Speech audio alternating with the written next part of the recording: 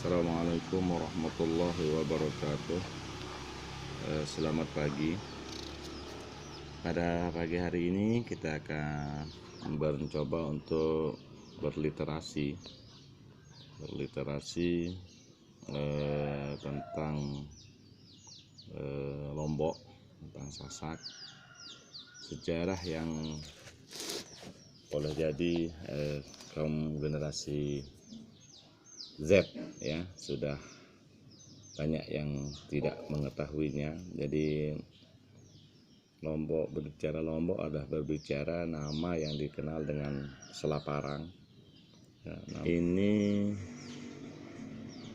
dapat dilihat, disebut dan didapatkan di dalam surat perjanjian antara Hendrik ya Jacob Gusmus Koopman, Komisaris Gubernur Jenderal Gubernur Hindia Belanda, dengan Gusti Ketut Karangasem, yang menyebutkan Ketut Karangasem adalah raja di Pulau Selaparang. Ini dari sumber surat-surat perjanjian antara Kerajaan Bali Lombok dengan pemerintahan Hindia Belanda antara tahun 1841 sampai 1938.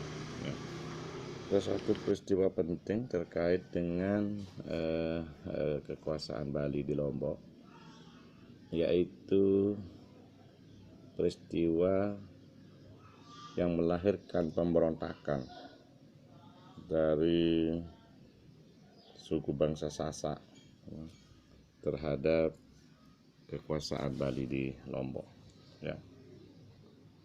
Itu diawali oleh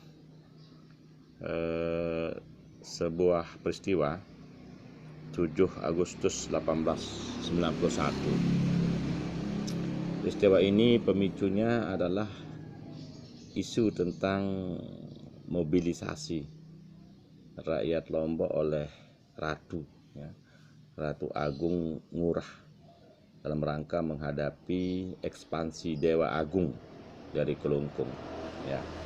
Jadi Karangasem yang ada di Lombok ini akan menghadapi serangan ya oleh Dewa Agung dari Kelungkung.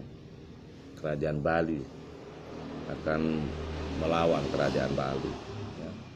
Isu itu tampaknya ditanggapi isu mobilisasi orang-orang Lombok untuk menghadapi Kelungkung ini ditanggapi oleh sebagian besar oleh rakyat Sasak, oleh bangsa Sasak, terutama yang ada di wilayah Lombok Timur, yang tentu ini adalah daerah di Lombok yang telah berada pada pengamalan dan pengetahuan Islam yang lebih kuat ya, yaitu yang terutama Islam yang masih versinya yang ortodok ya. Kepala suku Sasak kemudian berkirim surat yang berisi beberapa keluhan ya. Jadi suratnya itu diberi nama orang-orang miskin dan bodoh ya. Suratnya bernama orang-orang miskin dan bodoh ya, yang ini ada pada AMP Askel tema bagi hasil di Hindia Belanda, Yayasan Hobor 1985. Di surat mengeluh banyak hal dalam surat itu, termasuk pajaknya.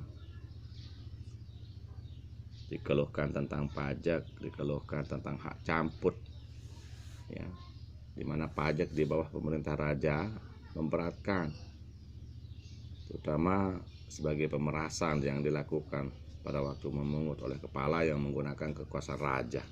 Jadi penguasa-penguasa yang mengatasnamakan raja ini memeras ya rakyat, dan juga kurangnya perhatian terhadap faktor pertanian, yaitu tentang irigasi.